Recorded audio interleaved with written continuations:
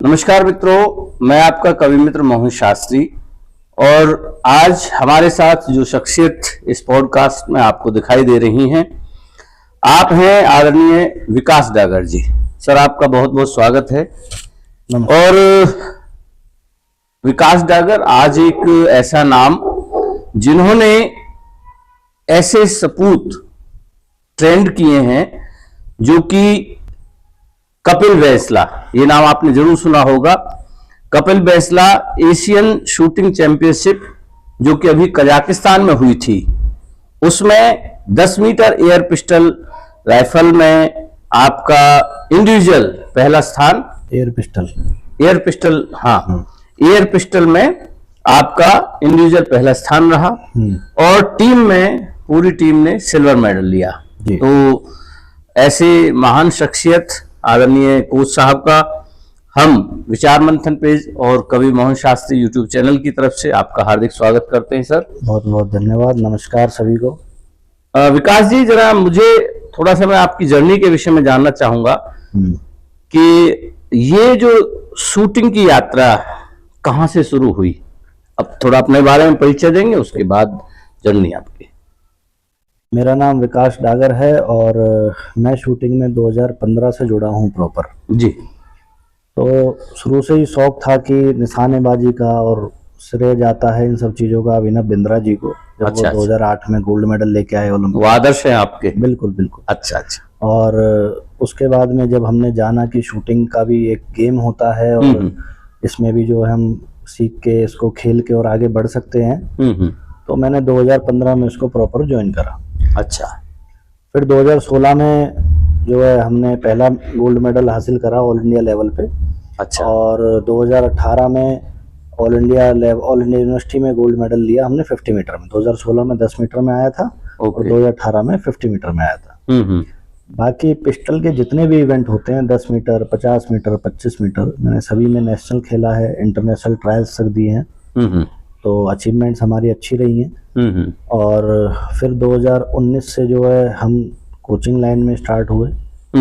Coaching के साथ साथ फिर हमने अपनी एकेडमी भी जो है स्टार्ट करी पलवल। किस नाम से एकेडमी अपनी पलवल में है या पहले थी? पहले स्टार्टिंग हमारी जो थी एकेडमी की, वो ग्रेट गन शूटिंग एकेडमी थी पलवल में। ओके।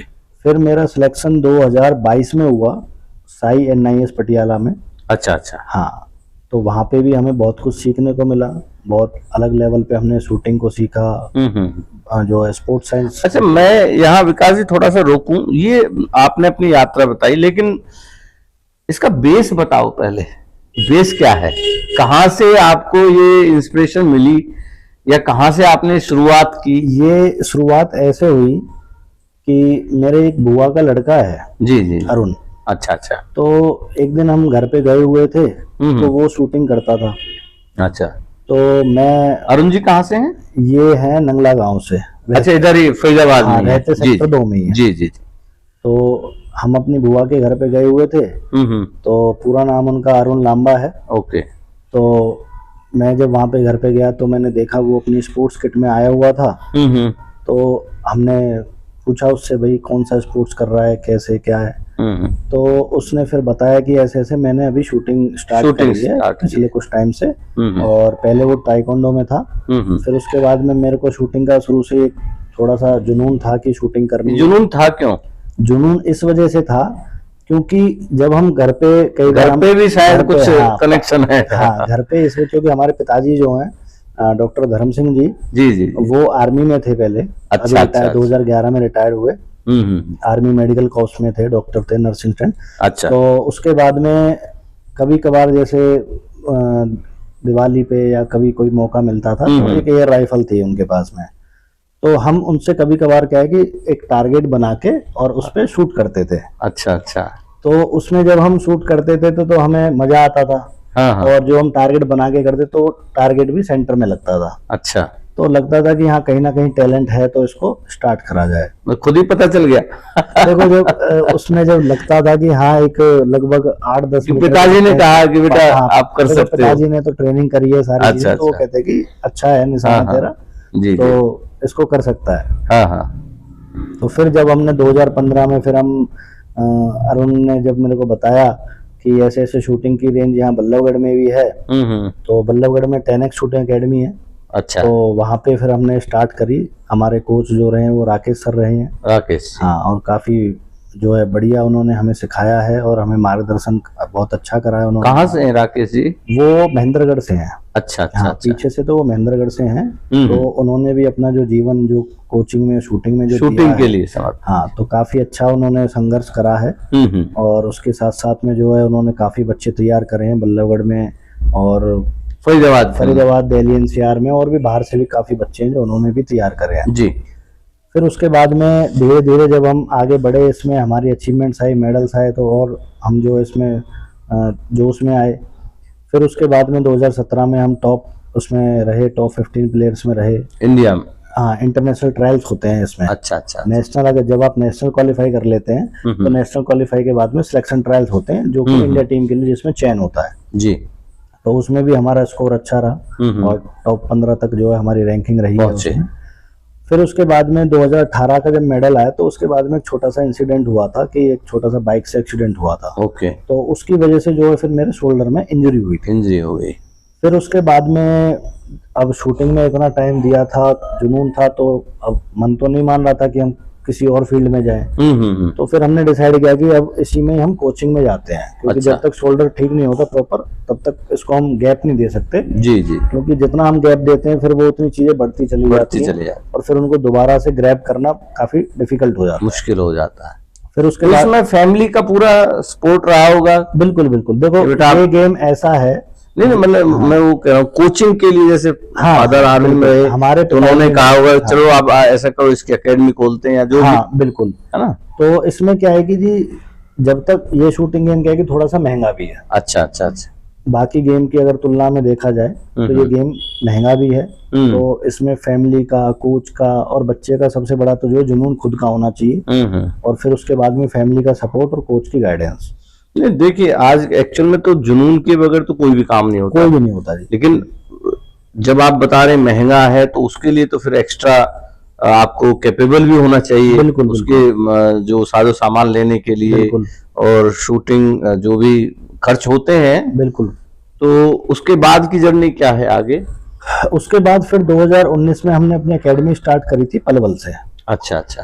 तो ग्रेट गन शूटिंग एकेडमी के नाम से हमारी पलवल में जो है हमने स्टार्ट करी। मैंने और मेरे भाई साथ में थे, अनिल तेवतिया जी, हम दोनों ने मिलके इसको जो है रन किया। जी जी। और आज भी तो अनिल जी भी शूटिंग के प्लेयर रहे होंगे? शूटिंग के प्लेयर रहे और काफी बढ़िया प्लेयर रहे। अच्छा अच्छा अच्छा। तो अनिल जी आज भी रेंज चला रहे हैं, पलवल में है। अच्छा। हाँ, पलवल में ग्रेट गन शूटिंग एकेडमी के नाम से रेंज उनकी चल रही है। अच्छा अच्छा। और फिर उसके बाद में जब हमारा सिलेक्शन 2022 में साई में हो गया था, मेरा सिलेक्शन साई NIS पटियाला में, तो उसके लिए साई को अगर एक्सप्लेन करें। Sports authority of India.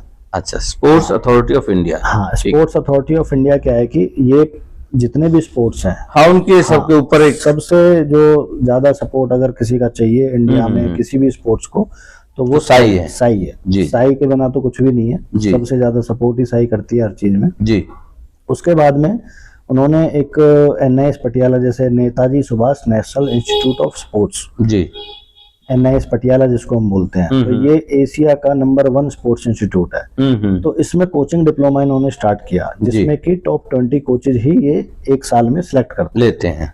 Proper उसमें एंट्रेंस होता है। एंट्रेंस के बाद में आपके एजुकेशनल और स्पोर्ट्स अचीवमेंट्स के बेस पे आपको चुना जाता है। हाँ, चुना जाता है। और उसके एज ए जॉब हो गया वहां पर के? हम एज ए ट्रेनिंग गए थे वहाँ पे। ओके, ट्रेनिंग के लिए। हाँ, ट्रेनिंग के लिए गए थे। तो ये भी हमें सौभाग्य की बात थी हमारे लिए कि जो इतने बड़े प्लेटफॉर्म पे हमारा सिलेक्शन हुआ। और उसके बाद हमने बहुत सारी चीजें वहां से सीखी। स्पोर्ट्स साइंस हो गया और बाकी जो 3 बेस होते हैं बेसिकली शूटिंग के, टेक्निकल और मेंटल और फिजिकल। तो इन तीनों ही चीजों पे हमने वहां पे काम करा और हमने ब्रीफ में इसको जाना कि हम बिल्कुल 0 to 100 किस तरीके से, कैसे हम खुद भी बन सकते हैं और बना भी सकते हैं। फिर उसके बाद में 2023 में हम वहां से अपना कोर्स पूरा कंप्लीट करके आए। तो विकास जी, मैं रोकूं यहाँ पर, मैं पूछना चाहता हूँ कि उस दौरान साई में जब आप रहे तो उस दौरान कभी अपने आदर्श अभिनव बिंद्रा जी या और लोगों से मिलने का अवसर रहा होगा? मिलते रहे हम जितने। अच्छा। हाँ, मिलते रहे हम 2015 से कंटिन्यू, क्योंकि जैसे हमारी नेशनल चैंपियनशिप्स होती हैं तो उसके बीच में जैसे बहुत सारे प्लेयर, क्योंकि देखो नेशनल तो एक ऐसा प्लेटफॉर्म है नेशनल चैंपियनशिप पे कि वहाँ पे जितने भी बड़े बड़े प्लेयर सभी आते हैं और सभी परफॉर्म करते हैं। कैसा उनका मतलब आपके प्रति, आपने जब उनके प्रति अपना भाव दर्शाया तो? अभिनव बिंद्रा जी तो देखो एक अलग ही लेवल पे आज जो खड़े हैं, और उन्होंने उनकी देखा देखी जो और बाकी एथलीट्स जो तैयार हुए हैं तो वो सबका एक प्रतीक है, एक उस चीज को सब कॉपी करना चाहते हैं कि हम भी ऐसे बने। तो उनका जो नेचर वाइज वो बहुत अच्छे रहे हैं। उनका नेचर एक कह लो, या फिर ऑरा जो हम कहते हैं, एक इंसान का जो ऑरा होता है तो वो ऑरा बहुत ही हाई है कि, और बहुत ही डाउन टू अर्थ इंसान है, बहुत आसानी से जी मतलब की बातों को सुनते हैं, समझते हैं और फिर उसके साथ में हेल्प करते हैं, बताते हैं जो। बिल्कुल, बहुत अच्छी बात। बाकी वो राइफल शूटर रहे हैं, लेकिन पिस्टल में जैसे जीतू राय जी हो गए, अमनप्रीत जी हो गए, तो ये हमारे आइडियल शूटर रहे हैं। हमने इनको देख के कि हमें भी पिस्टल शूटिंग जो करनी है हमें इनकी तरह करनी है। अमनप्रीत जी हैं जो हमारे बहुत अच्छे अभी मेंटोर भी हैं, तो हमने उनसे अभी मिलता रहता हूँ, उनसे भी हमारी बहुत अच्छी यारी दोस्ती है। जी। तो टाइम पे वो भी हमें कुछ ना कुछ गाइड करते हैं। अभी वो भी कजाकिस्तान गए हुए थे। अच्छा। हाँ। तो बस इनसे मिलते रहे और देखते रहे, सीखते रहे, और आज धीरे धीरे हम भी कहीं ना कहीं उनके कदमों पे चल रहे हैं। नहीं, बहुत अच्छी बात। और आप, मैं समझता हूँ कि आप और अनिल जी एक तरह से फरीदाबाद के लिए तो क्रांति की तरह, देखिए अभी हमारा कपिल जो है गोल्ड जीत करके आया है, तो एक तरह से मैं समझता हूँ कि ये चीज कहीं ना कहीं इस मैच के प्रति, इस गेम के प्रति लोगों का, बच्चों का रुझान बढ़ाएगा। बिल्कुल। तो अपनी जो एकेडमी है वो कहाँ पर है अपनी? अभी 2023 में जैसे मैं बेंगलोर से आया तो उसके बाद से फिर वो एकेडमी जो पलवल वाली एकेडमी है वो अनिल जी ही पूरा उसको हैंड ओवर कर रहे हैं। उनको मैंने हैंड ओवर कर दिया था और वो उसको हैंडल कर रहे हैं। जी। अभी जो मेरी एकेडमी है वो सालासर स्पोर्ट्स कॉम्प्लेक्स में है। सालासर स्पोर्ट्स कॉम्प्लेक्स, हाँ। इसके प्रेसिडेंट हैं रिंकू कौशिक जी। अच्छा। हाँ, उसमें कई सारे स्पोर्ट्स हैं, जिसमें कि अभी हम पिकल बॉल भी ला रहे हैं उसमें।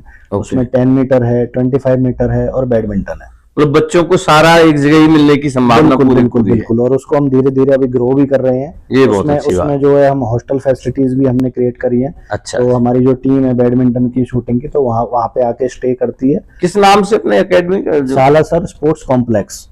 अच्छा, ये पूरा एक कॉम्प्लेक्स में यही नाम से है? हाँ, पूरा कॉम्प्लेक्स इसी नाम से। ये कहाँ, लोकेशन क्या है? ये है सेक्टर 84 में।